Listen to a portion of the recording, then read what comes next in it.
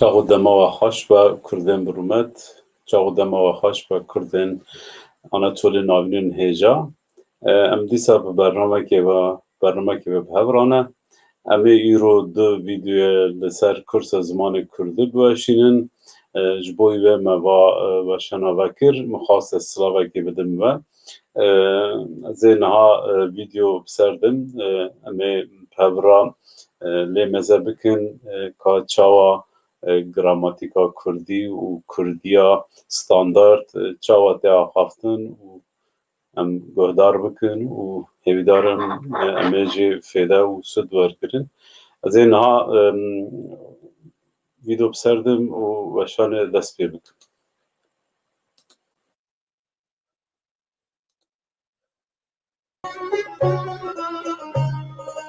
Gelê hevalên hêja û qîrasa fêrgeha Kurdî îro mijara me dema nihaye. Dema niha û dema firan çuka her du bi heman şeklî çêdibin. Êdî carayeke em ê demekî bibînin ji ber ku me tiştên bingehî me çareser kir. Me bingehek avêt niha em ê li ser wê bingehî jî em ê her tim zêde bikin. Em ê divîneka dibin banê jiyana rojane de bibînin ji ber ku tiştên ku em niha çêdikin an gelemperî em çêdikin bi dema niha re bi jiyana rojane re zav têkildar e. Em ê divê pola xwe de lêkerên xerû bibînin hevano. Lêkerên xerû em ê berfirehî binêrin. Lêkerên xerû çi ne, çawa çêdibin. Hekem ji xwe Kurdî axîv bin û vaneka dizanin ya rastî. Lê hekem kesek Kurdî nizanibin mixabin divê gelek tiştan ji ber bike. Evet arkadaşlar dersimize hoş geldiniz. Bugünkü dersimiz şimdiki zaman. Şimdiki zaman ve geniş zaman. İkisi aynı şekilde oluyor. Yani bir sürü konuyu bitirdik, temel konuları işledik. Artık onları cümleye dökmeyi öğreneceğiz.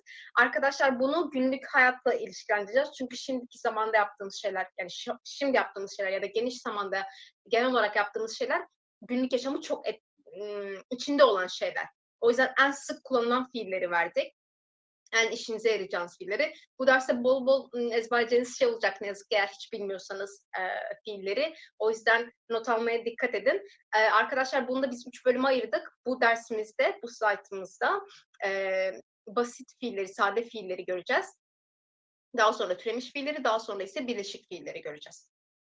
Evet, şimdi başlayalım. Mamoste dibêje. Öğretmen söylüyor. Bakın ben buradaki d'dan onun şimdi söylediğini anlıyorum. Dibêje. Bu ise mamoste için yani ev için kişi eki. Arkadaşlar söyleme anlamını veriyor. Birazdan çok detaylı bakacağız buna. Xwendekar dibêjin. Öğrenciler söylüyorlar. Söylüyor. Yine şimdiki zaman kökü. İkisinin farkı ne? Birinde dibêje, birinde dibêjin, birinde birinde ın. Yani biri tekil kişiye göre çekimlemiş, biri çoğul öğrenciler onlara göre çekimlemiş. Ben burada zaten bunları görmüştüm. Öğrenciler dememe gerek kalmadan dibêjin'den onlar olduğunu anlıyorum. Yani ev dibêjin. Onlar söylüyorlar. Böyle. Şimdi biraz daha ayrıntılı bakalım. Arkadaşlar burada bazı kelimeler göreceksiniz. Ben bu kelimeleri ileride ders verince çok fazla kullanacağım. O yüzden ezberleyin mutlaka. Daha sonra o neydi, bu ne demek istiyor falan olmasın. Ez straneki dibêjim.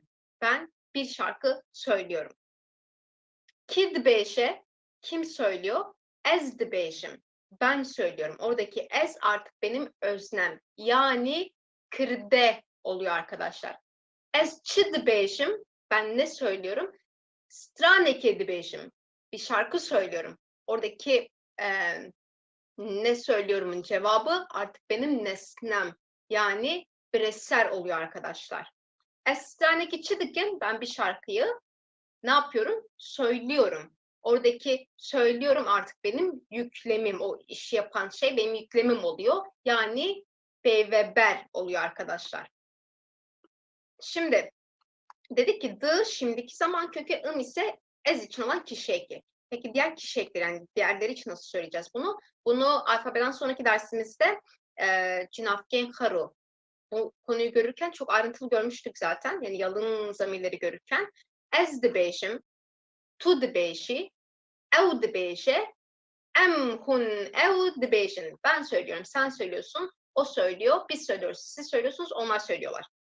Buradaki kişi eklerini umuyorum ki artık bir probleminiz yoktur bunlarla. Çünkü çok önemli arkadaşlar. Artık zaman kuracağımız için onları hep kullanacağız. Şimdi biraz daha ayrıntılı bakalım. Arkadaşlar bir cümleyi şimdiki zamanda söylemek için o fiil için, o yüklem için 3 tane şeye ihtiyacınız var.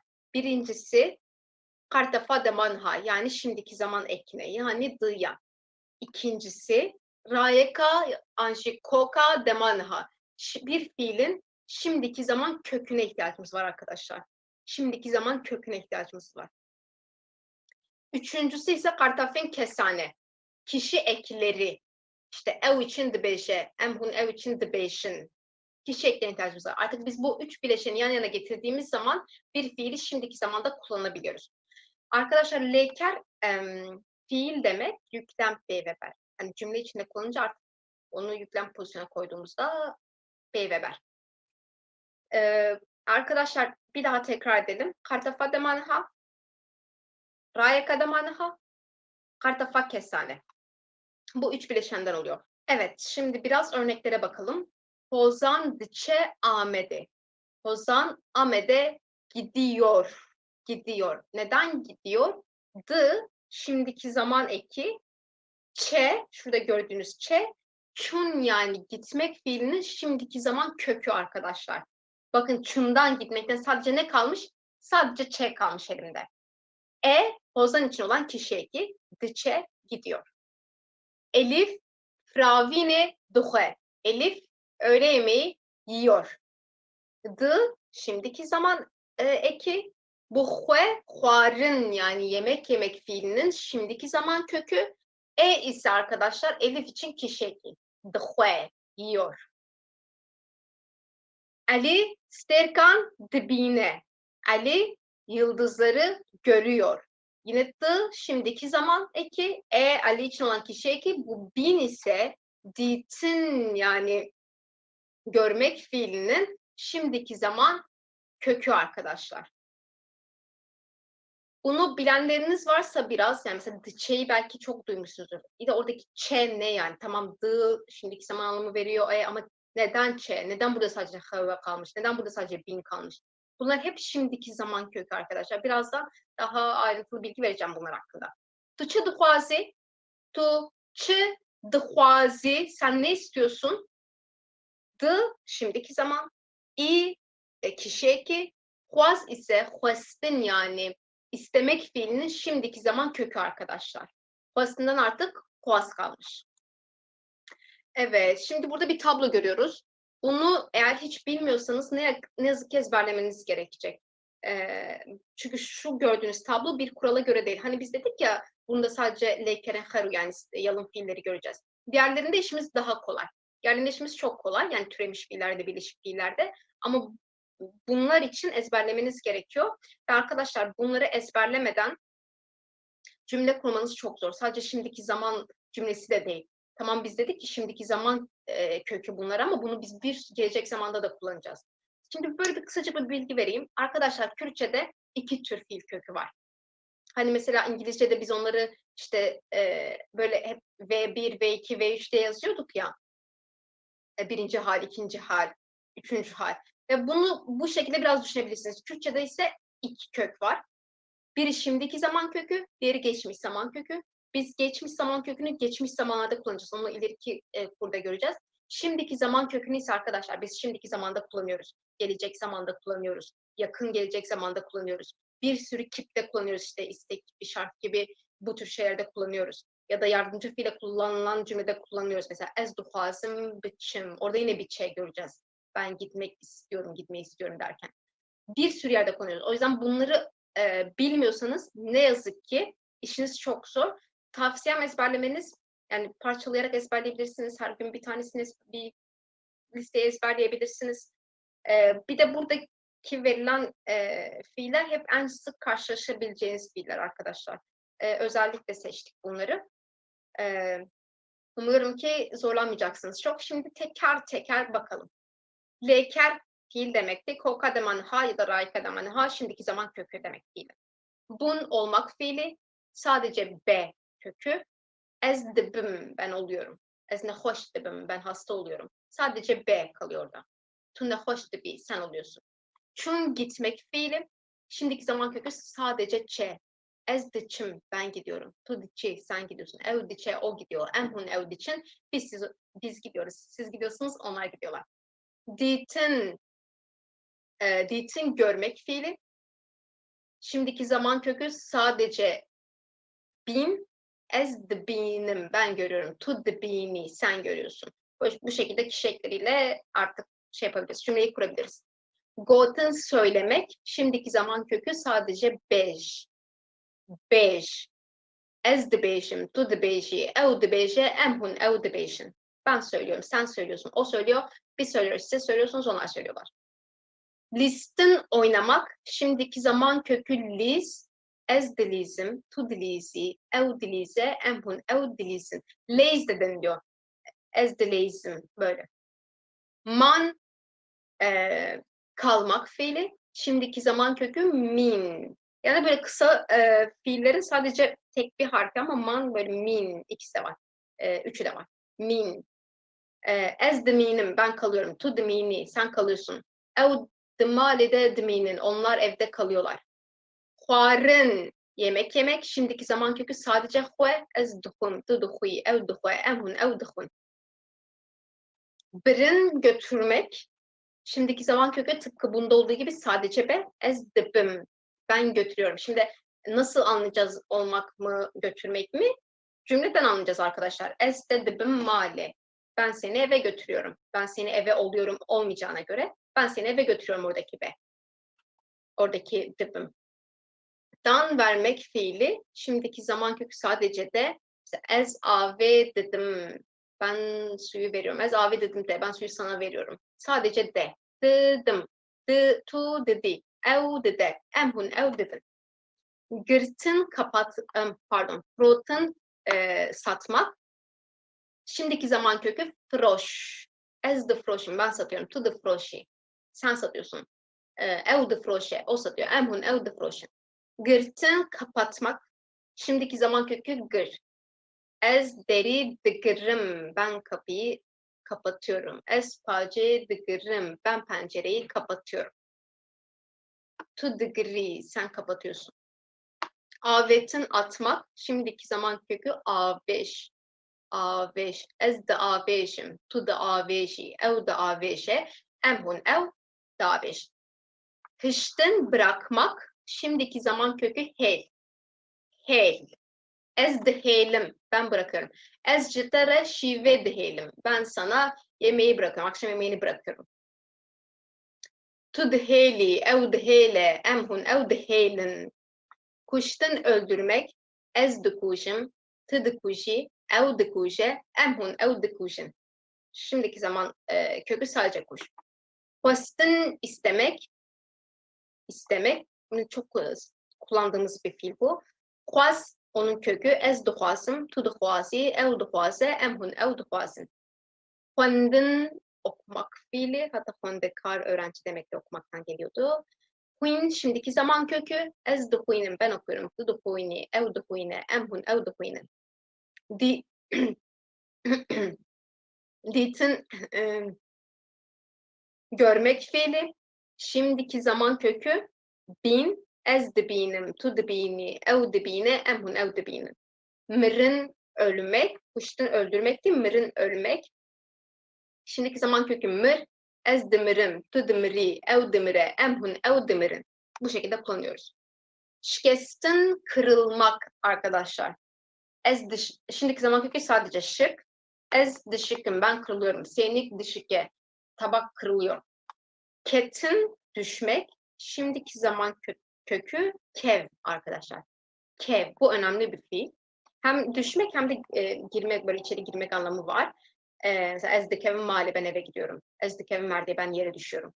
Kev. Ez dikevim, tu dikevi, ev dikeve, emhun ev dikevin.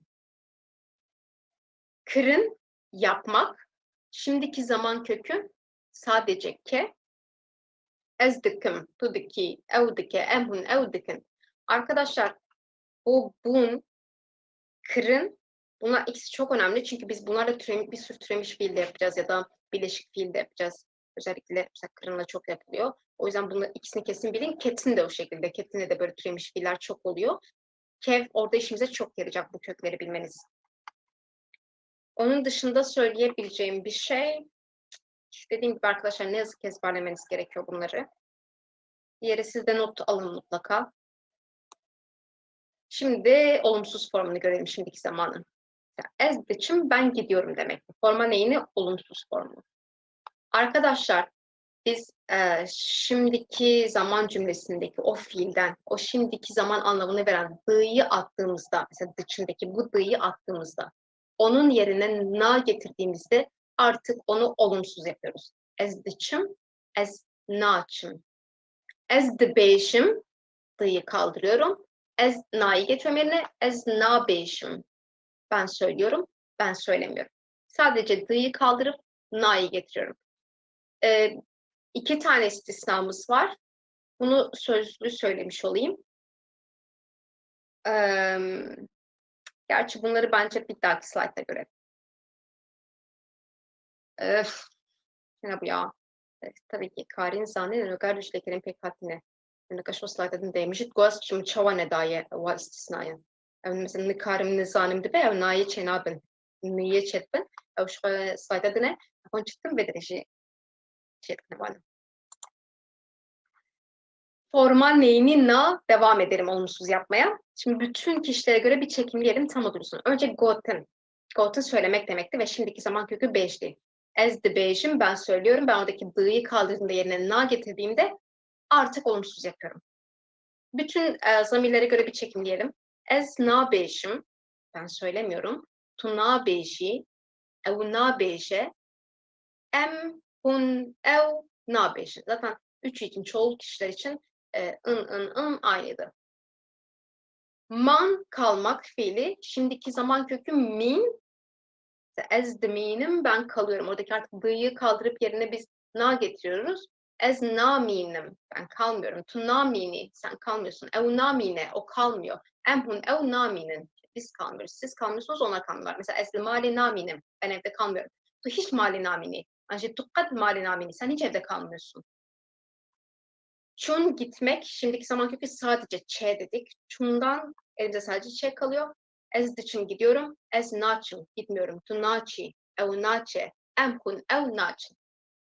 Böyle bu kişi ekleriyle bütün cümleleri kurabiliyoruz. Şimdi burada hınleykerin avvarte bazı istisna fiilleri göreceğiz. Arkadaşlar bu liste kolay kolay bir yerde bulamayacağınız bir liste.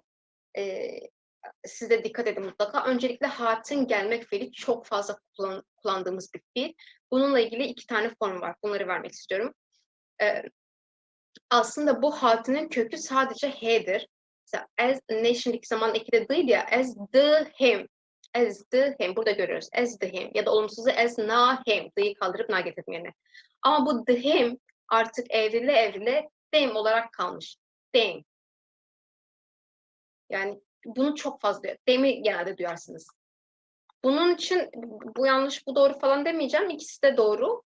Bunu artık son zamanlarda belki biraz daha fazla görürsünüz. Çünkü böyle kural olarak bunun kullanılması taraftarı son zamanlarda. Olumsuzunda, bakın normalde d'yı kaldırıyorduk ama artık öyle d olmadığına göre bu da as them, as naim. Olumsuz da yine başka bir form bu şekilde. Them, naim.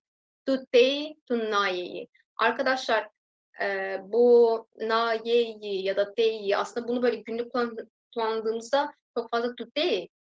Sadece böyle sanki o y'ye kadar söylüyoruz. To naye, to they. Sanki o'yu söylemiyoruz gibi o işte dil hızlandığında attığı için onu aslında yazarken dikkat edelim. To they ya da to naye. Hani bu şart değil tamam the hey, na hey'i ama to they, to naye, to için çekmiyoruz. Evet şimdi bunun başka bir istisnasını göreceğiz. Ev de ev naye. Ev için arkadaşlar şey yok. Üçüncü kişi eki yok. Hiçbirinde yok. Göreceğiz zaten şimdi.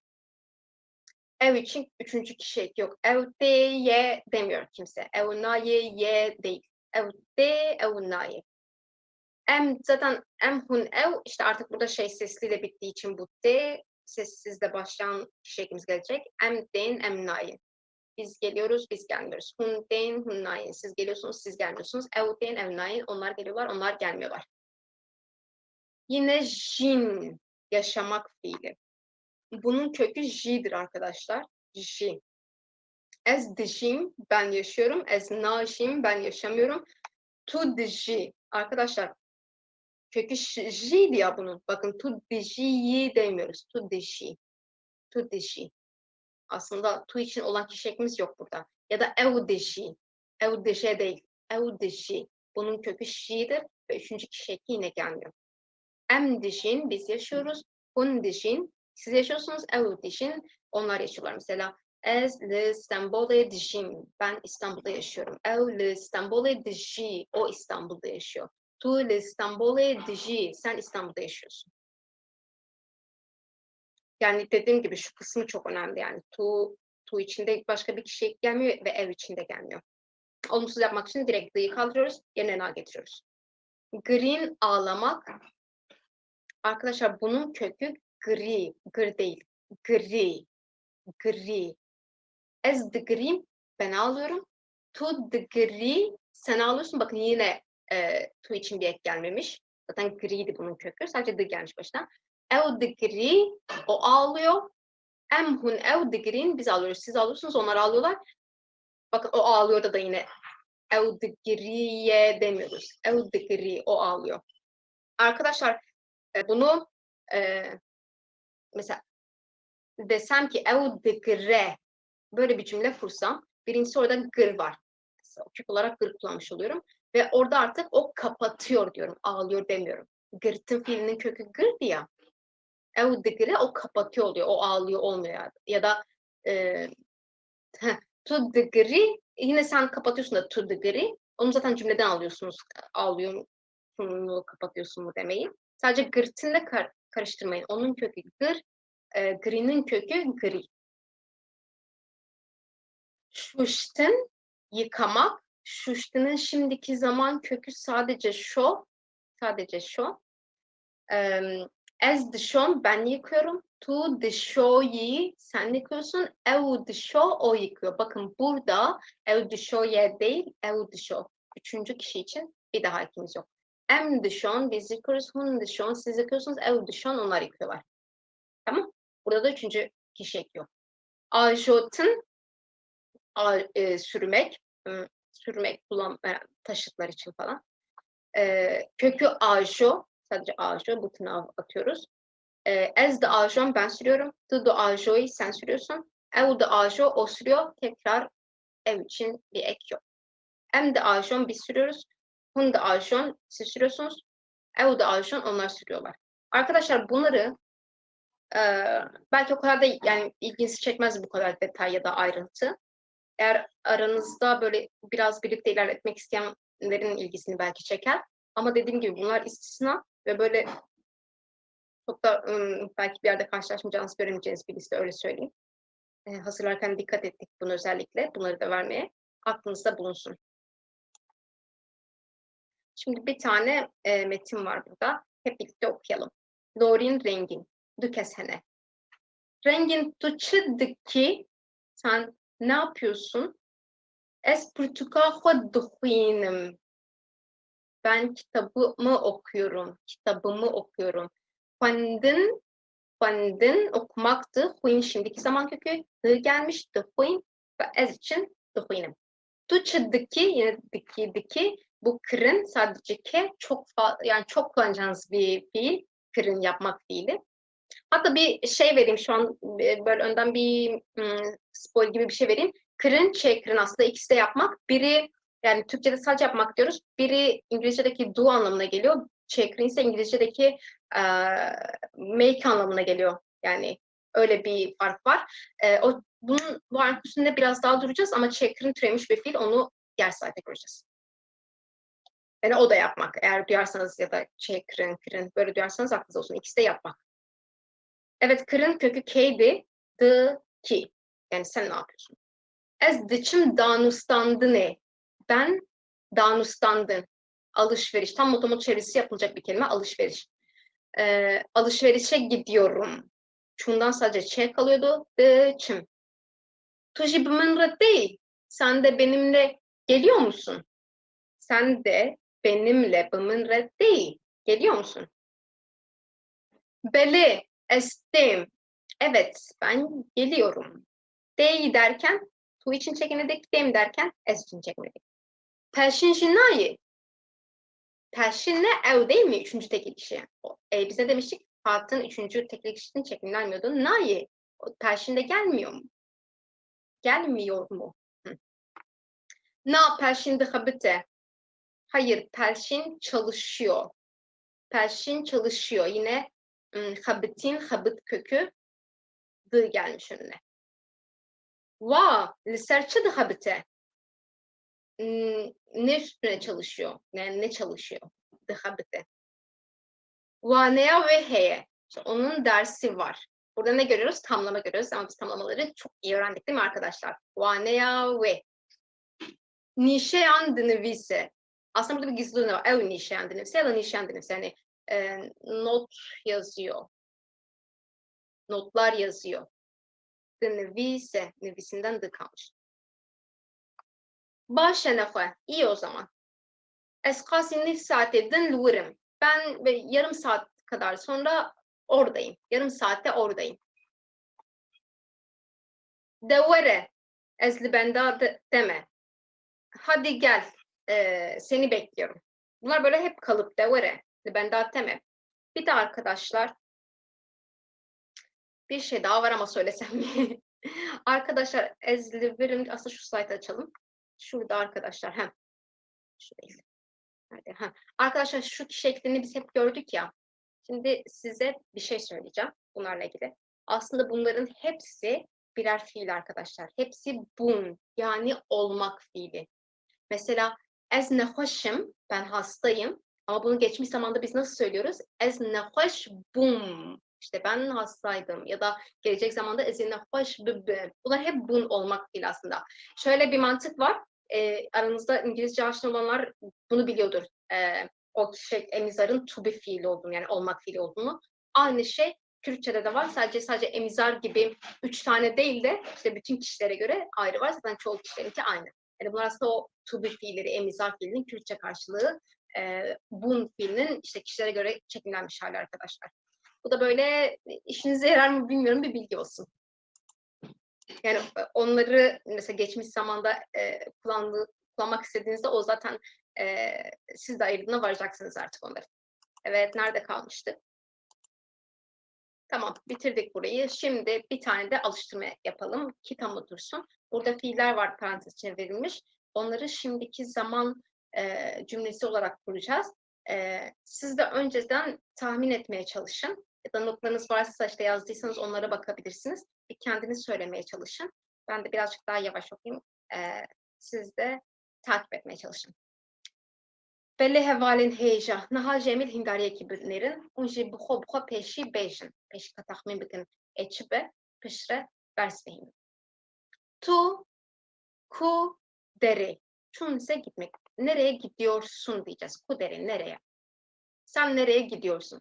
Çunun şimdiki zaman kökü sadece çe. Şimdi bu çe'yi çekimleyin arkadaşlar şimdiki zamanda ve tu'ya göre. Tu, çi, ku dere. Tu jikuderi diyeceğiz ki sen nereden hatin gelmek geliyorsun. Sen nereden geliyorsun? Hatin istisnaydı. De böyle söylüyorduk ama tu için söyleyeceğiz bunu. Tu jikuderi artık ona şey ekleyeceğiz. Değil. Jikuderi değil. Ev rojnameyan o gazeteler fandin okumak. Fandin okumak. Şimdiki zaman kökü huyn. Huyn. Şimdi siz bunu tamamlamaya çalışın. Ev rojnameyan duhuyne.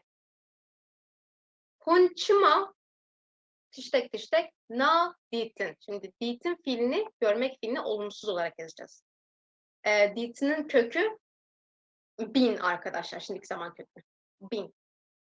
Hun için yapacağız ve olumsuzluğu kaldırıp yerine getireceğiz. Bir düşünün biraz. Konçuma na binin. Bin. The bin'in olumlu. Na binin olumsuz. Brayem'in frakan. Burada yine abim bulaşıkları şuştin yıkamak. Arkadaşlar bu şapkalı olacak.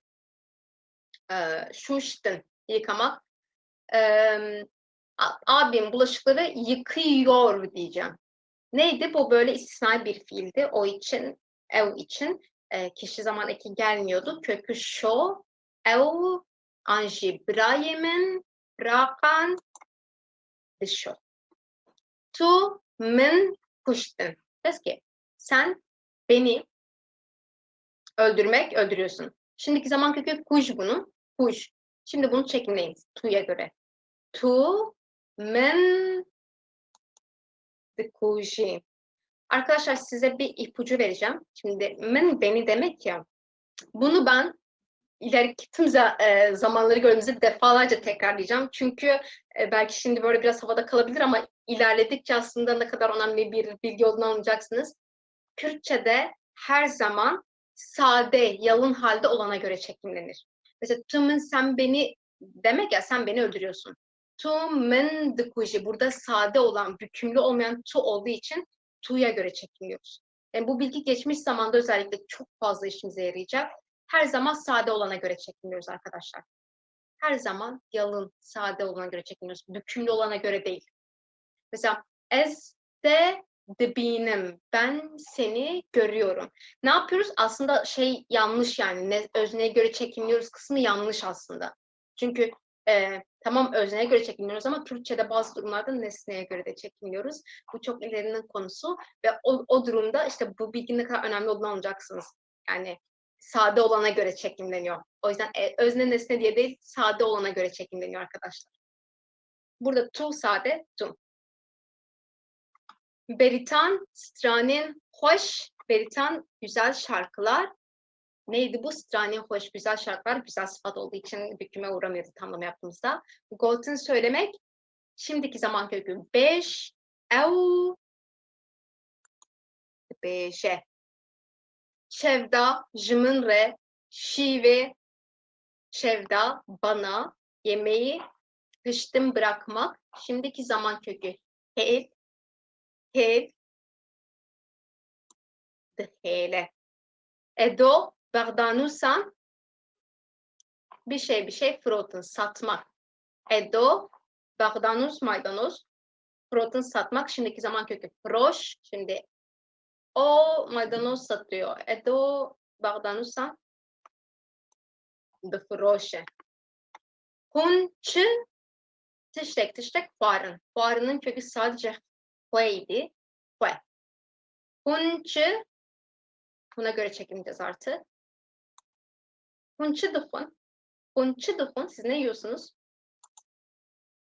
Evet, şimdi de bu derste fiillerin dışında, zaten fiiller bizim konumuzdu, yeni öğrendiğimiz kelime değildi. Öğreneceğimiz kelimelere geçelim. Stran, şarkı. Rayek, anjikok, kök demek arkadaşlar. Kartaf, ek demek. Dibistan, okul demek. Danustandın, alışveriş. Rojname, gazete. Brak, bulaşık. Peride, özne. Breser, nesne. Beyveber, yüklem. Leker, fiil demek.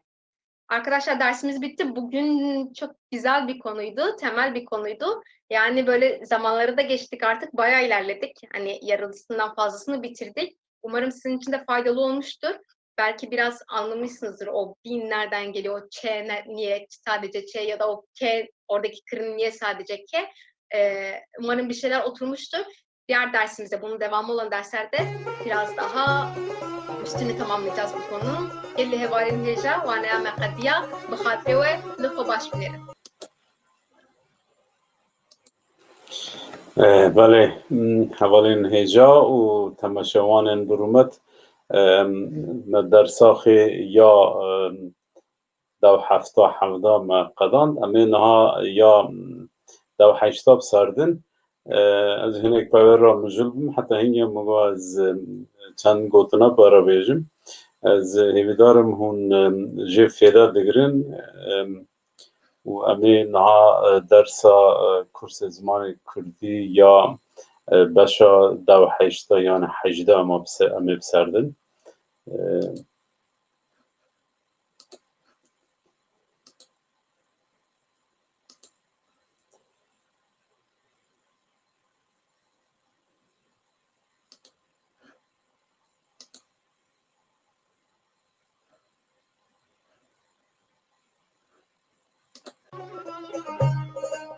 Geli hevalin heja qîrazên fêrgeha Kurdî îro dîsa mijarame dema nihaye lê em ê di vê wanê de em ê lêkerên pêkhatî bibînin hevalino.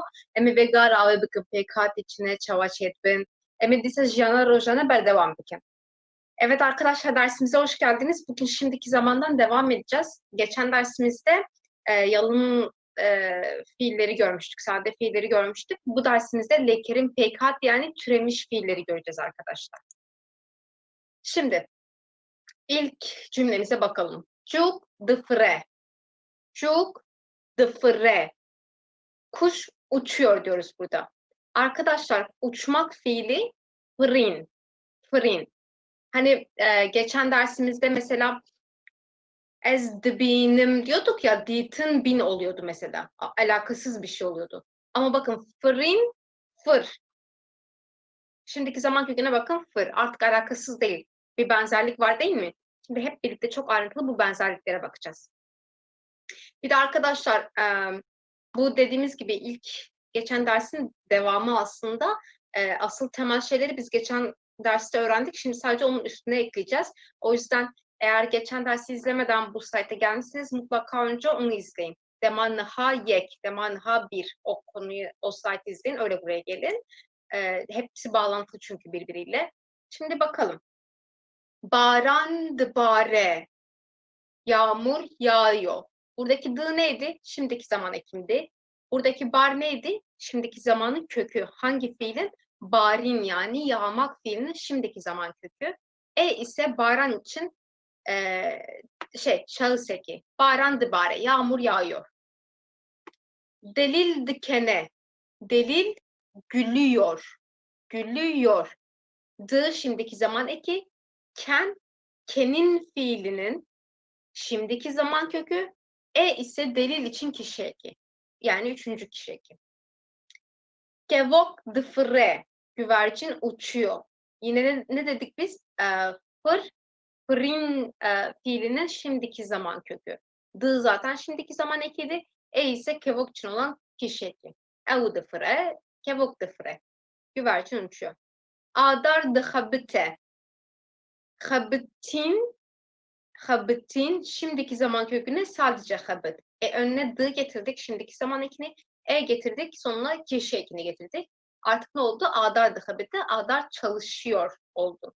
Arkadaşlar şimdi siz de bir bakın şuradaki fiillere ve köklerine. Hepsinin arasında bir benzerlik, bir bağlantı var. Hepsi aynı şekilde olmuş arkadaşlar. Ne olmuş olabilir? Mesela habıtinden ne olmuş da sadece habıt kalmış. Fırından ne olmuş da sadece fır kalmış. Keninden ne olmuş da sadece ken kalmış. Barinden ne olmuş da sadece bar kalmış. Arkadaşlar sonu in ile biten bütün fiillerde şimdiki zaman kökünü bulmak için o sondaki ini atıyoruz. Yani kökü biz nasıl elde ediyoruz? Fiilden şimdi bu ini çıkarıyoruz. Artık şimdiki zaman kökü oluyor. Birazcık bakalım. Ken'in gülmek dedik. İn var sonunda ini atıyorum. Gülmekten şu ini atıyorum. Ken kaldı elimde. Gerin gezmek. Şuradaki ini atıyorum. Şimdiki zaman kökü olarak ger kaldı elimde. İşte ben bunu çekmeyeceksem artık nasıl söyleyeceğim? Ez de gerim. Ben geziyorum.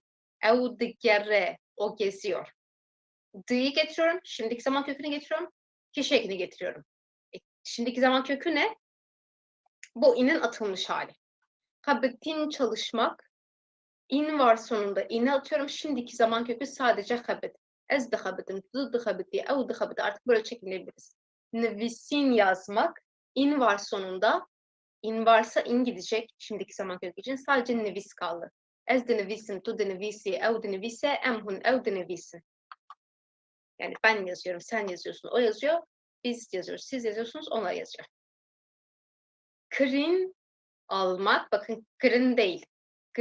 Kırın değil. Kırın yapmak demekti. Kırın satın almak. İn var sonunda in gidiyor. Sadece şu kır kalıyor. Ez de kırım ben alıyorum. Tu de kırı sen alıyorsun. Satın alıyorsun. Ev de kıre o satın alıyor. Emhun ev de kırın. Kelin arkadaşlar kaynamak. Kaynamak. İn var sonunda in gitti. Kel kaldı. Av dikelle su kaynıyor.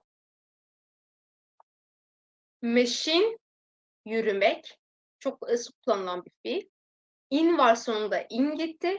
Şimdiki zaman kökü sadece meş kaldı. Mesela ez dimeşim, tu dimeşi, ev dimeşe, em dimeşin, hun dimeşin, ev hun dimeşin, ev dimeşin.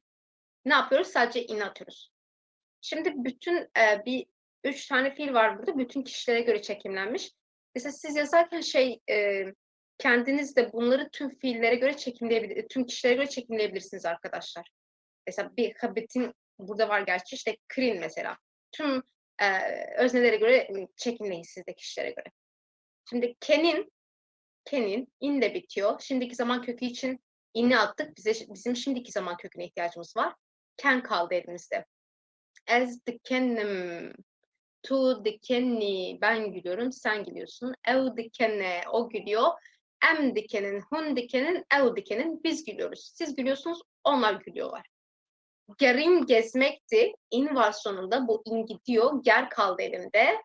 Ne yapıyorum? D'yi getiriyorum. Şimdiki zaman kökünü getiriyorum. Ve kişi eklerini getiriyorum. Ez digerim, ben geziyorum. Tu digeri, sen geziyorsun. Ev digere, o geziyor. Em hun ev digerin, biz geziyoruz. Siz geziyorsunuz, onlar geziyorlar.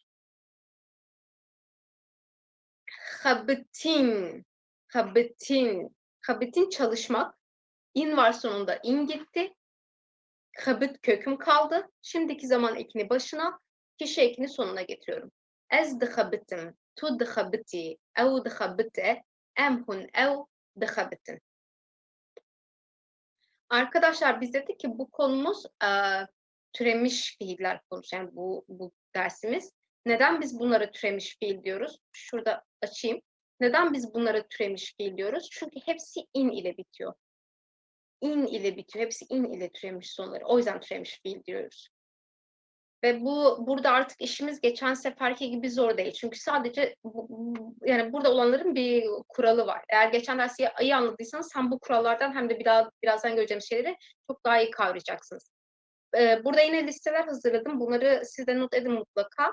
Böyle işimiz daha kolay aslında elimizde liste bütün böyle fiilleri öğrenmek bir dile çalışırken.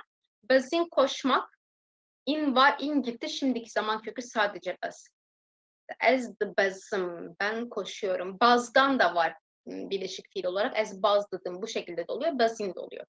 Civin, toplamak yine çok sık duyabileceğiniz bir kelime. Artık bu yani modern çağda okulda, iş yerinde falan artık çok fazla kullandığımız bir kelime. Belki böyle köyde möyde değil de. O yüzden karşılaşabilirsiniz ve duyabilirsiniz. İn ile bitiyor civin. İn ile bitiyor. İni attım, cıv kaldı kökü. Em de civin mesela, biz toplanıyoruz.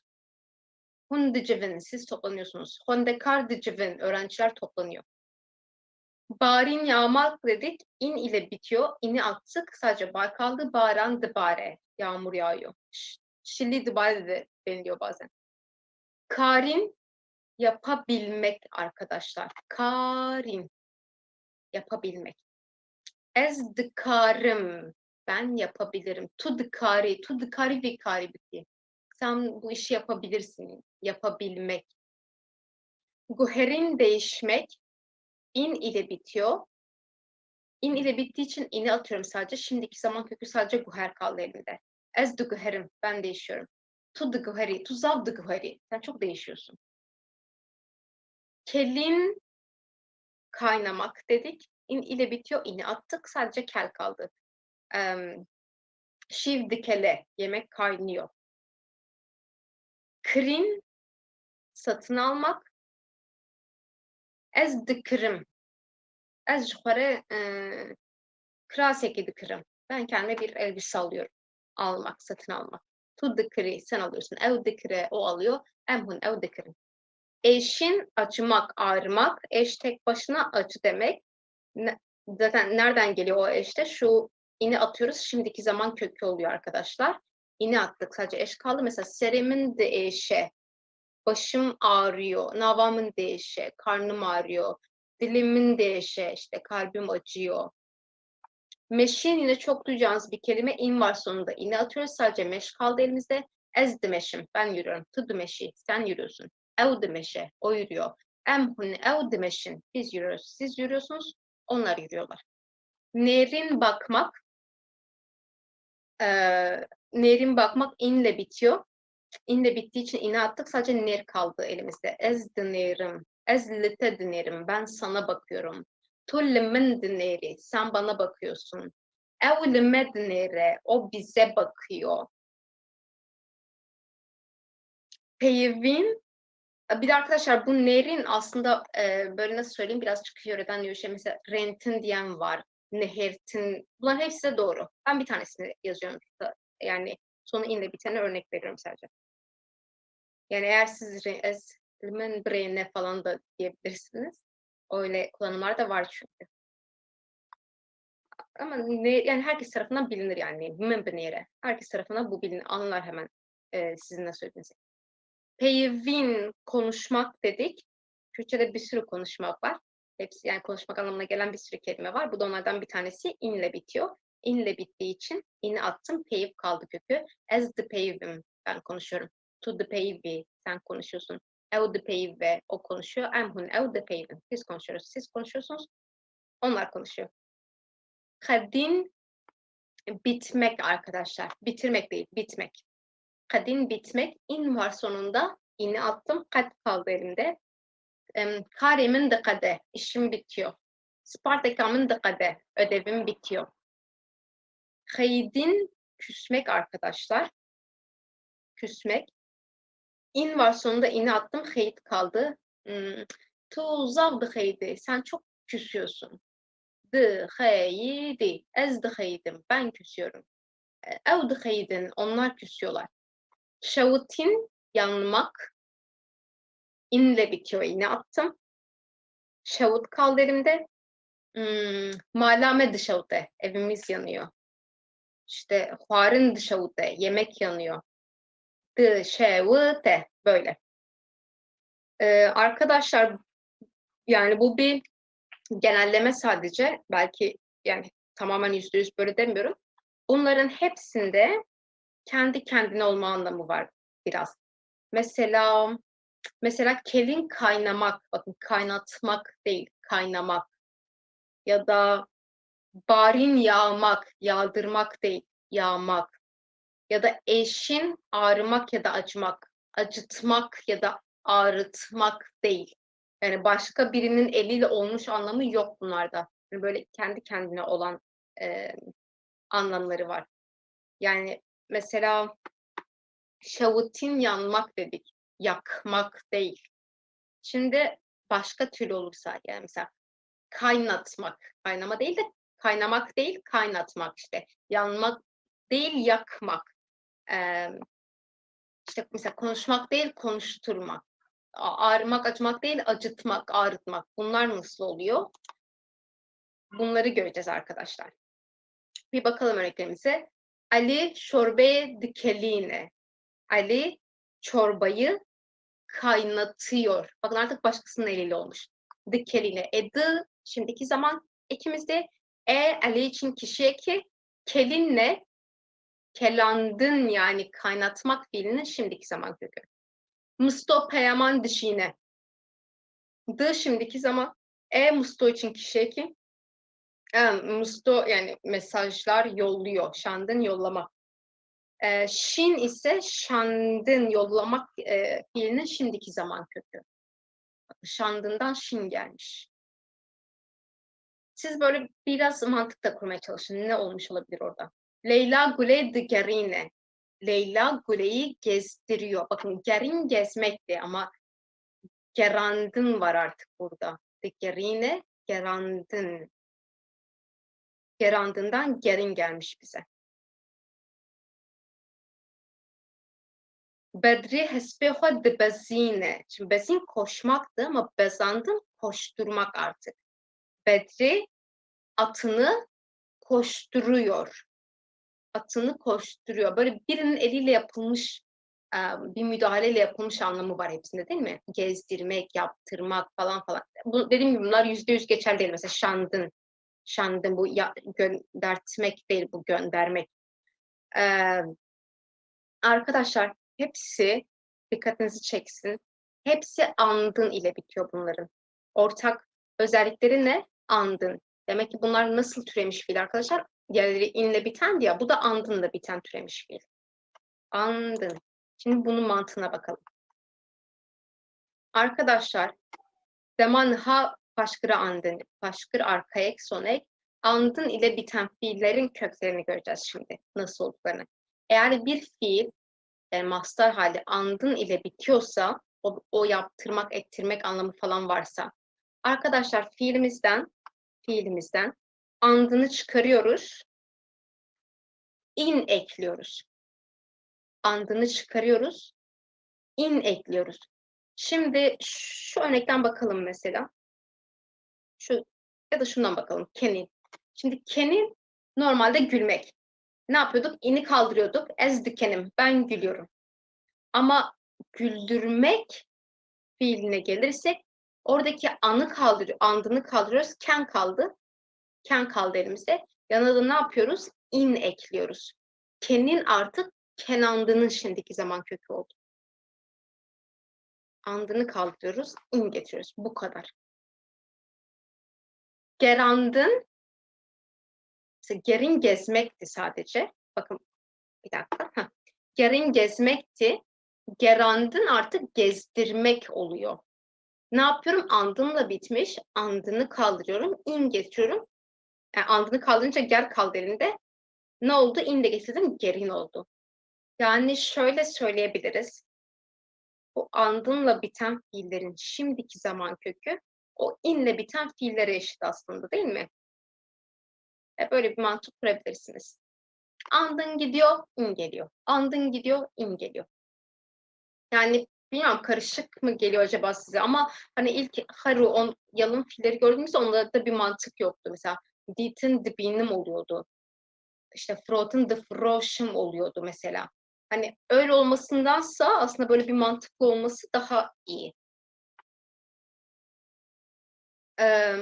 Habıtandın, habıtin çalışmaktı. Habıtandın çalıştırmak oluyor artık. Ne yaptım? Andını sildim. Habıt kaldı yanına da in getirdim. Habıtin. Mesela ez zarokan da habıtinim. Ben çocukları çalıştırıyorum. Ez kondekaran da habıtinim. Ben öğrencileri çalıştırıyorum. Fırın uçmaktı. Fırın uçmaktı. Fırandın artık ne oluyor? Uçurmak oluyor. Andınla bitmiş. Andın gidiyor. Yerine in geliyor. Yani fırandının şimdiki zaman köküne fırın. Fırın. Mesela ez çok da fırınım. Ben kuş uçuruyorum. Kışandın çekmek arkadaşlar. Çekmek. Ne yaptım? Andınla bitmiş. Andını sildim. Yanına in getirdim. Kışın kaldı mesela. Ez dıkışinim. Ez de dıkışinim. Ben seni çekiyorum. Yine mantık aynı. D'yı kullanıyoruz. Şimdiki zaman kökünü kullanıyoruz ve kişi eklerini kullanıyoruz. Kelin kaynamaktı. Kelandın kaynatmak oluyor artık. Andınla bittiği için andını kaldırıyorum. Yanına in getiriyorum. Kelin kaldı şimdiki zaman kökü. Şimdiki zaman köküm kelin kaldı. Mesela ez avedi kelinim. Ben suyu kaynatıyorum. Bazin koşmaktı. Bazandın koşturmak artık. Ne yapıyorum? Andınla bitmiş. Andını kaldırıyorum, in getiriyorum. Bazin oldu benim şimdiki zaman köküm. Es hesbeha de bazinim. Ben atımı koşturuyorum. Şimdi şu örneklere bakalım. Kelinden başlamış. Kelin kaynamak, kelandım kaynatmaktı. Andınla bitmiş. Andın gitti, in geldi. Köküm sadece kelin. Ne yapıyorum? Başına. Şimdi zaman eki, sonuna kişi eki. Ez ave dikelinim. Ben suyu kaynatıyorum. Tu ave dikelini. Sen suyu kaynatıyorsun. Ev ave dikeline. O suyu kaynatıyor. Em ave dikelinin. Biz suyu kaynatıyoruz. Kun ave dikelini. Siz suyu kaynatıyorsunuz. Ev ave dikelinin. Onlar suyu kaynatıyorlar. Şimdi gerandına bakalım. Gerin gezmekti, gerandın gezdirmekti, andınla bitmiş. Andın gitti, in geldi. Gerin oldu kökümüz. Es keçaho de gerinim. Ben kızımı gezdiriyorum. Tu keçaho de gerini. Sen kızını gezdiriyorsun. Ev keçaho de gerine. O kızını gezdiriyor. Em keçaho de gerinim. Biz kızımızı gezdiriyoruz. Hun keçaho digerinin. Siz kızınızı gezdiriyorsunuz. Ev keçaho digerinin. Onlar kızını gezdiriyorlar. Evet. Şimdi devam edelim. Yine böyle liste halinde ansıplananları gösterelim. Yazısı görülüyor mu acaba? Yazı. Tamam. Andınla bitenlere bakıyoruz. Arkadaşlar şimdi biz dedik ki andınla bitiyorsa bir fiil genelde onu yaptırma anlamı var. Ama ne dedik? Bu %100 geçerli değil. Yani hep olmayabilir. Yani hep o anlam olmayabilir. Ama genelde yani geçerli bu kural. Carıbandın denemek arkadaşlar. Denemek. Andınla bitmiş. Andın gitti carıp kaldı. Yanına in getiriyorum carıbin. Ez de carıbinim. Ben deniyorum. Ez de carıbinim. Ben deniyorum. Domandın sürdürmek. Sürdürmek. Andın gitti, in geldi, domin. Onun şimdiki zaman kökü. Bu nasıl söylerim? Ez de dominim. Ben sürdürüyorum. Eşandın, eşin ağrımak, acımaktı. Eşandın acıtmak, ağrıtmak. Andınla bitmiş. Andın gitti, in geldi. Eşin şimdiki zaman kökü. Tumun de eşini. Sen beni acıtıyorsun, canımı acıtıyorsun. Tumun de eşini. Ya da tu dilimin de eşini. İşte kalbimi acıtıyorsun, kalbimi kırıyorsun. The eşin i. Tu için dediğimiz için. Tu ile kullandığımız için. Fırın uçmaktı, frandın uçurmak. Andın da bitmiş. Andın gitti, in geldi, fırın. Es çok the fırınım. Ben kuş uçuruyorum. Guherin değişmek, guherandın değiştirmek. Andınla bittiği için andın kaldım, in geldi. Artık guherandının şimdiki zaman kökü oldu. Değiştirmek fiilini. Mesela tumun de guherini. Sen beni değiştiriyorsun. Tumun de guherini. Ya da ev cilevha de guherine. O elbiselerini değiştiriyor. Kışandın çekmek arkadaşlar. Andınla bitiyor. Andınla bittiği için atıyorum bunu. İn getiriyorum. Kışın mesela. Ez de dıkışinim. Ben seni çekiyorum. Böyle mecazi anlam. Ya da ez derdu kulan dıkışinim. Ben böyle dert çekiyorum. Dıkışinim. Kadın bitmekti. Kadandın artık bitirmek oluyor. Andınla bitmiş. Andın gitti, in geldi kadın. Kadın. Şimdiki zaman tekrar. Arkadaşlar mesela ne diyorduk? Spartakamın dıkade. Ödevim bitiyor. Ama şimdi diyeceğim ki ben ödevimi bitiriyorum. Yani ben bitiriyorum. O bitmiyor kendi kendine. Ez Spartakahoe dıkadinim. Bakın neyi kullandım? Şimdiki zaman kökünü kullandım. Revandın kaçırmak arkadaşlar. Kaçırmak. Revin kaçmak. Revandın kaçırmak. Andınla bitmiş. Andın gitti, in geldi. Revin artık bunun şimdiki zaman kökü oldu. Ne yapalım? Ne kaçırmış olalım? Ez dravinim. Ez çıdravinim. Ez ay neyse. Kadın kaçırıyorum falan demek istemiyorum. Tamam. Revin kaçırmak. Anlaştık. Rıjandın dökmek arkadaş artık siz de mantık kurabilirsiniz. Rıjandın dökmek. O zaman mesela rıjin dökülmek oldu değil mi? Biri kendi kendine, birinin eliyle. Rıjandın dökmek. Andınla bitmiş. Andın gitti, in geldi. Rıjin. Mesela esharine rıjinim. Ben yemeği döküyorum. Zave dırışinim. Es herttim ave dırışinim. Ben her zaman suyu döküyorum. Standın almak arkadaşlar. Almak yine andınla bitmiş. Andın gitti, in geldi. Stin. Ez dıstinim. Ez karetejde dıstinim. Senin işini senden alıyorum. Şavutandın yakmak. Şavutin yanmaktı. Şavutandın yakmak. Andınla bitmiş. Andın gitti, in geldi. Şavutin. İşte mesela ne demiştik? Malamen dışavute. Evim yanıyor. Şimdi diyeceğiz ki sen yakıyorsun evimi. Tu malamen dışavutini. Dışavutini. Kelin kaynamaktı. Kelandın artık kaynatmak oluyor. Andınla bitmiş. Andın gitti, in geldi, kelin kaldı. Ez aved kelinim gibi. Arkadaşlar kalin, mesela kelin kaynamak ya, kelandın kaynatmak. Kalin ise kızarmak, kalandın, şuradaki kalandın artık kızartmak oluyor. Kızartmak oluyor. Andınla bitti. Andını sildim. İn getirdim. Kalin. Kalin. Ez goştem rişkand kalinim. Ben işte tavuk kızartıyorum. Ben kızartıyorum. Kendi kendine kızarmıyor ama o anlam var andında bittiği için.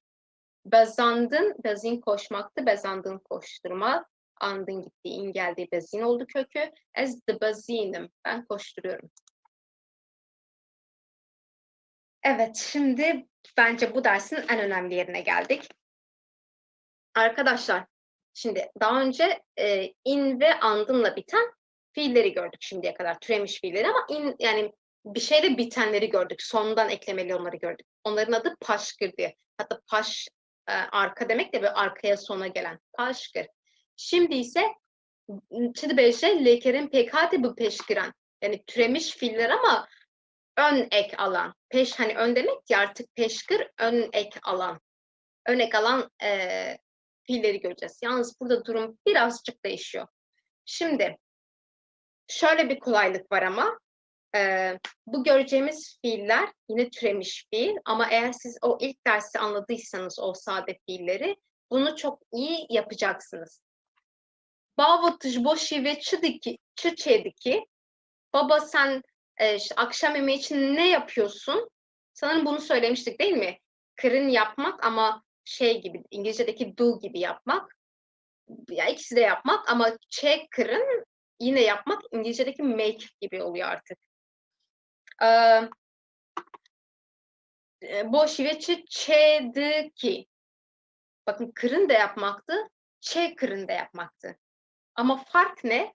Kırın ve kırın arasında birinde var değil mi? Bir örnek almış. Yani türemiş arkadaşlar. İşte bu şekilde ön ek alan fiillerde şimdiki zaman eki ortaya geliyor. Çediki. Ez kutilkan çedikim keçamın. Ben kutilk yapıyorum. İçli köfte. İçli köfte yapıyorum kızım. Yine kırın.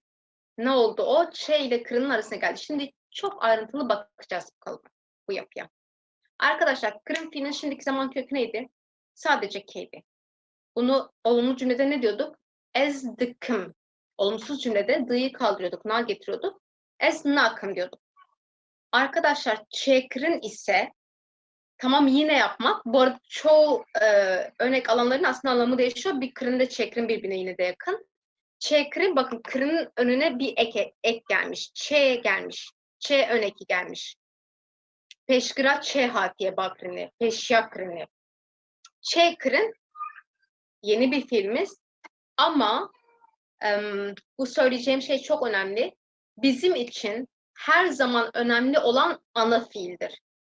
O yüzden biz gelen kişi eklerini, zaman eklerini, olumsuzluk eklerini hep ana fiilin önüne getiriyoruz. Kırındaki bizim ana fiilimiz ne? Aslında kırın değil mi? Kırından kırın olmuş. O yüzden ne yapıyorum? Bu yerinde tutuyorum. Yine zaman ekini ve kişi ekini kırının önüne getiriyorum ya da arkasına getiriyorum.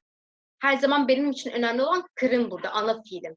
Kırının kökü neydi? K'ydi sadece değil mi? İlk derste gördüğümüz konu. O zaman kırının da kökü K. Hiçbir şey değişmiyor. Eğer onları iyi öğrendiyseniz burada da bir şey değişmiyor. Artık burada onları kullanacağız. Sadece önünde bir var, o kadar. Ben yine ana fiilimin önüne getiriyorum. O yüzden ne yapıyorum? Hani bu dıkım diye.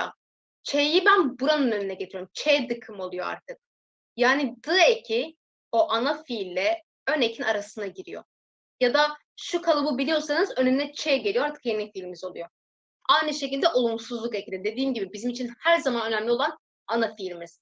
Olumsuzluk eki de ne oldu? Yine yanına geldi. Nakım, nakım yine K'nin önüne geldi. Kartafen daman hadı na dikevin navbera peşkuru rayeka lekeri. Diyor ki şimdiki zaman ekleri dı ve na, yani biri olumlu biri olumsuz, nereye giriyorlarmış? ön ek ile peşgir ile şimdiki zaman kökünün arasına giriyormuş. Biraz daha bakalım. Şahin radbe. Radbe. Şimdi biz daha önce bun görmüştük. Bun olmak demekti. Sadece beydi kökü. Ama ben radbe dersem artık uyanıyor diyorum. Rabun artık yeni bir fiil var. Ve bir ön ekli olduğu için artık dı araya geliyor. Çok güzel örneklerle göreceğiz bunu. Ya da Kevin. Onlar uyuyorlar. Raketin. Burada kev olarak neyi görüyoruz? Ketin fiilini görüyoruz aslında yine. Ketin fiilinin kökünü görüyoruz. D araya girmiş. Ra ile kevin arasına. Ali pace ve dike. Ve kırın. Mesela kırın yapmak ama ve kırın açmak. Ve ile k'nin arasına girmiş. Ayşo derdike ve derve. Der ketin. Benim zaten Ketin diye bir film var. Bir fiilim var. Hatta ben ilk derste size demiştim. Bu ketine dikkat edin. O kev çok önemli. Çok karşınıza çıkacak. Bakın şurada da mesela kev var. Burada da kev var. Hep o ketinden geliyorlar aslında. Dışarıya çıkıyor. Yine türemiş fiil olduğu için ama ön ek alarak türemiş bir fiil olduğu için dı araya girdi. Şimdi aslında burada umuyorum ki daha iyi anlaşılacak. Şimdi arkadaşlar bunlara tek tek bakalım. Bun olmak fiiliydi. Şimdiki zaman kökü sadece beydi. Dibim, nabım. Oluyorum, olmuyorum.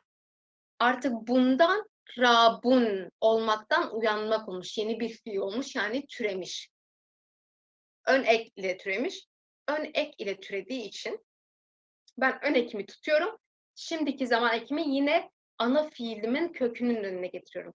Tıpkı ilk derste yani şimdiki zamanın ilk derste yaptığımız gibi. Ezra dibim, Ezra nabım. O dı da araya giriyor. O dı da şu araya giriyor. O na da şu araya giriyor. Bakın B kökler aynı aslında. Bunun kökü yine B. Kökü değişmiyor. Sadece önünde bir ek var. Ketinin kökü kevdi. Mesela ezdi kevim ben düşüyorum. Esna kevim ben düşmüyorum. Ya da ezdi kevim hındur ben içeri giriyorum. Bu anlamları vardı. Sadece kevdi kökü. Ama ben raketin dersem artık bu uyumak oluyor. Razan da deniliyor, raketin de deniliyor. Bakın raketin ama raketinin de kökü kef. Ketinin de kef, raketinin de kef. O yüzden ne oluyor? Örnek aldığı için. Örneği tutuyorum. Şimdiki zaman ya da olumsuzluk ekini kevin yanına getiriyorum. Ezra'dı kevim, Ezra'na kevim. Kırın da çok fazla yapılıyor yine. Kökü sadece ke, ezdikim, eznakım. Ben yapıyorum, yapmıyorum. Şimdi kırın yapmaktı ve kırın çok duyacağınız bir fiil. Açmak. Açmak. Kırının kökü ke ise ve kırının da kökü ke'dir. Bizim için asıl olan fiil olduğu için biz ön eke takılmıyoruz. Yine zaman ekimizi fiilin önüne getiriyoruz. Ez hace ve dikim. Ez deri ve dikim. Ya da ez ve nakım. Ya da tu ve naki. Yine ben o kişi zaman eklerini kendinin önüne getiriyorum. Ketin buradaki gibi işte düşmek, girmek anlamı vardı kökü kevdi. Ketin artık çıkmak anlamı var. Çıkmak, dışarı çıkmak. Der önek benim köküm değişmedi ki yine ket. Çünkü ketin buradaki fiil. Buradaki fiil tamam ketin ama ketinden ketin olmuş. O yüzden yine kev, o yüzden kişi zaman ekimi yine kevin önüne getiriyorum. Ez derdi kevim, ez derna kevim. Evet. Şimdi biraz daha örnekli olanları görelim. Arkadaşlar şimdi şöyle bir şey aslında bir fiilin örnek aldığını çabuk anlarsınız. Çünkü zaten yani dikkatinizi çekersiniz. Ra çok vardır, işte ve çok vardır, da vardır, hil vardır. Yani birkaç tane var zaten öyle çok da fazla böyle şey olan yok. Hani ön ek diyeceğimiz ekler öyle çok da fazla değiller. O yüzden bunları zamanla zaten kendinize tanıyacaksınız. Kırın yapmak dedik. Kırının kökü yani kırının köküne eşit. O da K'ye eşit. K. Dıkım, nakım. Dağdan ateş yakmak arkadaşlar. Aslında dan vermekti ama dağdan artık böyle ateş yakmak. Dağdan. Sobe dağdıdım falan. Dağdıdım. Şimdi gırtın tutmaktı. Hem tutmak hem kapatmak. Da gırtın artık doldurmak oluyor. Gırtının kökü gır idi. Da gırtının da kökü gır. Bir şey değişmiyor. Da gırtın ez da dıkırım. Ez şuara çay da dıkırım. Da ketin o ne dedik? Kevdi kökü.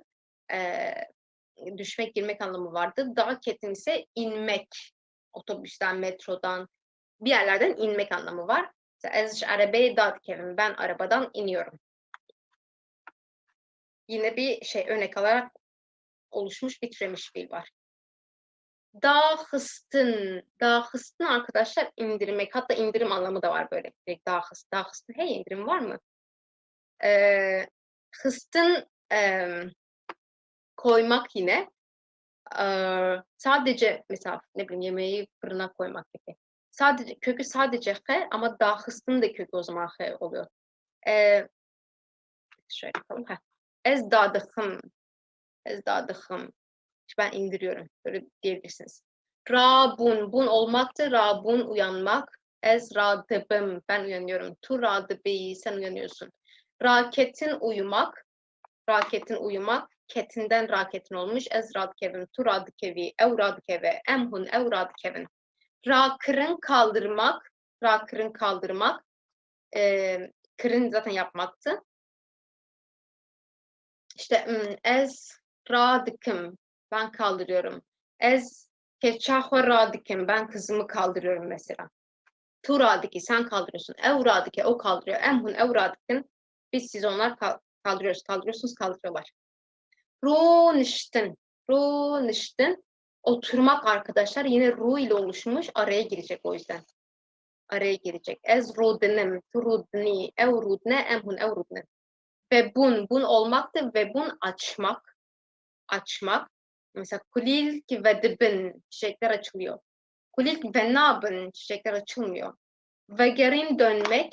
Bakın gerinden ve gerin olmuş. Gezmekten dönmek olmuş artık. Ez ve digerim. Ne oluyordu? İn de bitince in gidiyordu değil mi? Ger kaldı o zaman kötü. Ez ve digerim. Ben dönüyorum. Ez ve digerim mali. Ben eve dönüyorum. Bekir'in açmak dedik. Araya giriyor yine. Ez vedik. Ez pacı vetkim. Ben pencere açıyorum. Ez deri vetkim. Ben kapıyı açıyorum. Ve şartın saklamak. Ez ve dışarım. Ben saklıyorum. Tut işte ki ve dışarı. Sen bir şey saklıyorsun. Vergerandın arkadaşlar andınla bitmiş. Andınla bitince ne yapıyorduk? Atıyorduk, in getiriyorduk. Ver nokta nokta gerin artık kökümüz. Gerandın fiilinin kökü. Bu da çevirmek. Özellikle bu çeviri yapıyoruz falan ya bir dili başka bir dilden çeviriyoruz. Mesela o şekilde de düşünebilirsiniz. Verdigerinim. Ezji İngilizce verdigerinim. Ben İngilizceden çeviriyorum. Şimdi olumsuz formunu görelim. Her üçüne de inle bitene de andınla bitene de örnek alanında olumsuz örneklerine bakalım. Şimdi zaten the yerine na getiriyorduk. Tipik kuralımız değişmiyor. Habitin inle bitiyor. İn gitti, habit kaldı elimizde. Ez de habitim. Olumsuz ne? Ez na habitim. Tuna ben çalışmıyorum. Tuna habiti sen çalışmıyorsun. Ev na habite o çalışmıyor. Emhun ev na habitin biz çalışmıyoruz. Siz çalışmıyorsunuz, onlar çalışmıyor. Standın almaktı. Stin andınla bitiyor. Andın gitti, in geldi yerine. Stin oldu kötü. Ez nastinim. Ben almıyorum. Tu nastini. Sen almıyorsun. Ev nastini. O almıyor. Em nastinin biz almıyoruz. Kun nastinin siz almıyorsunuz. Ev nastinin onlar almıyor. Bekir'in bunun kökü ne? Bunun kökü sadece ke. Daha doğrusu v öneki ve ke fiil kökü. Ben ne yapıyordum bunlarda? Hep ekleri arasına getiriyordum.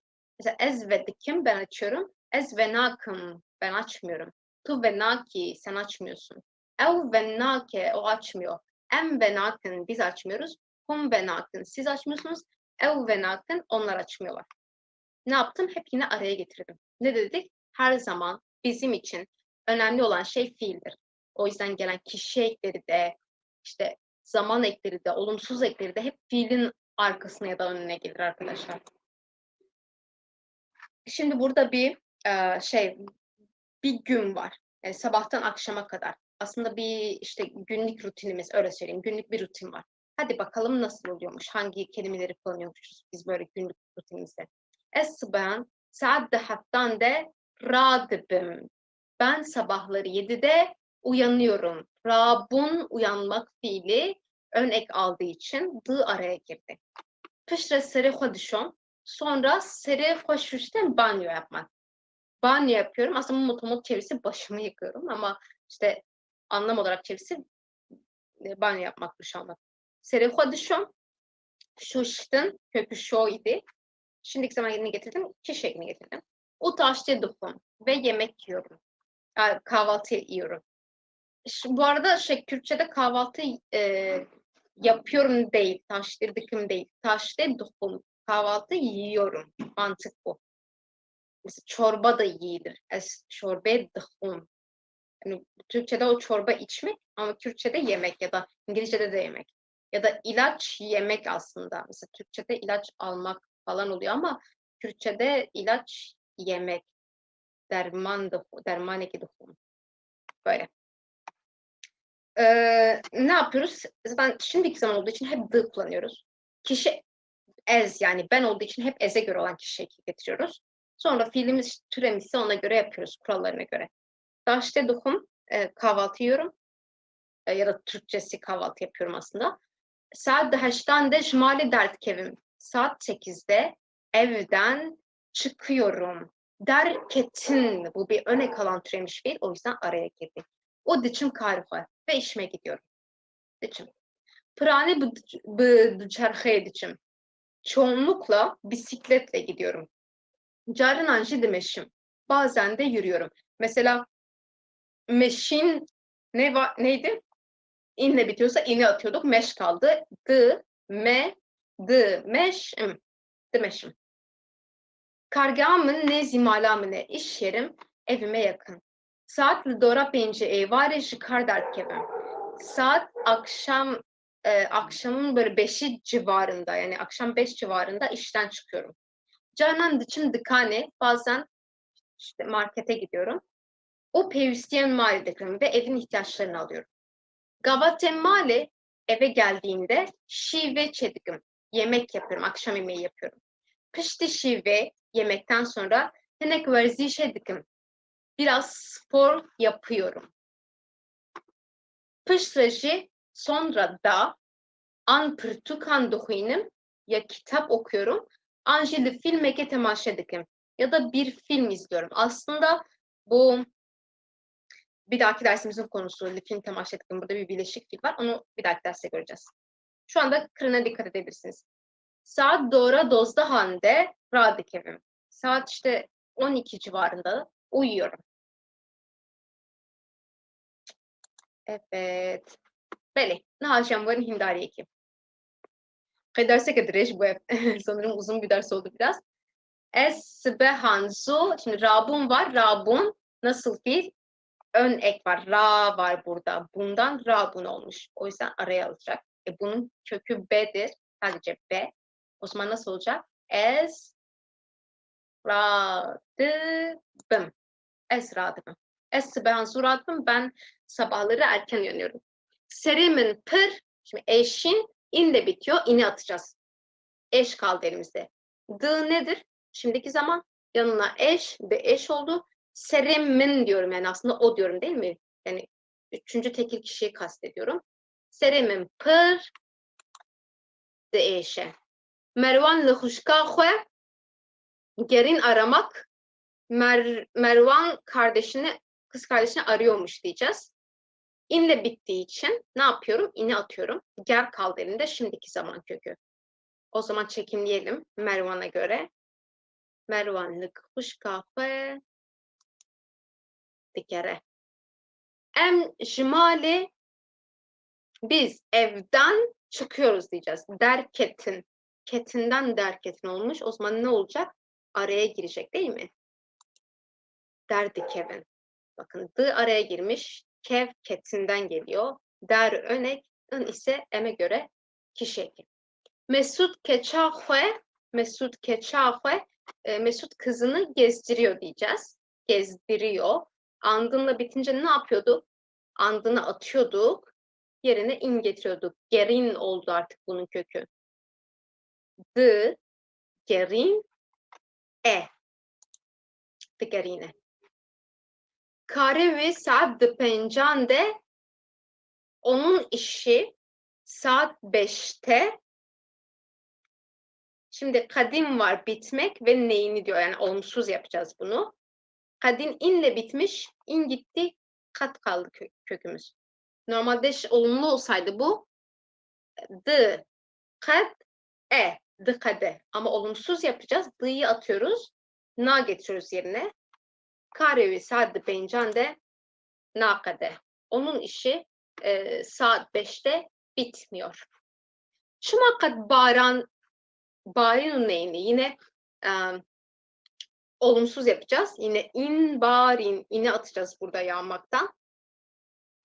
Bar kaldı elimizde. O zaman nasıl söyleyeceğiz? Şumakat baran nabare. Dema este tiştek ez tiştek. Şimdi fikrin düşünmek arkadaşlar. İnle bittiği için yine atacağım. Grin ağlamak. Bunu gördük mü? Bu bir istisnai fiil. Diğer şini görmüştük sanırım. Sadece ne gidecek? Bakalım. Dema este fikrin ez grin. Evet arkadaşlar, şimdi istisnai bir durum göreceğiz.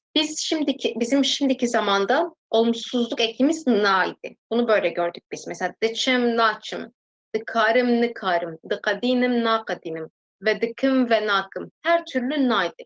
Sadece iki fiil için istisna olan bir durumumuz var. Bu iki fiil na ile değil n ile oluyor arkadaşlar. Karin yapmaktı, yapabilmekti. Köküne inle bitiyor. İne attım, kar kaldı. Tıkarım yapabiliyorum.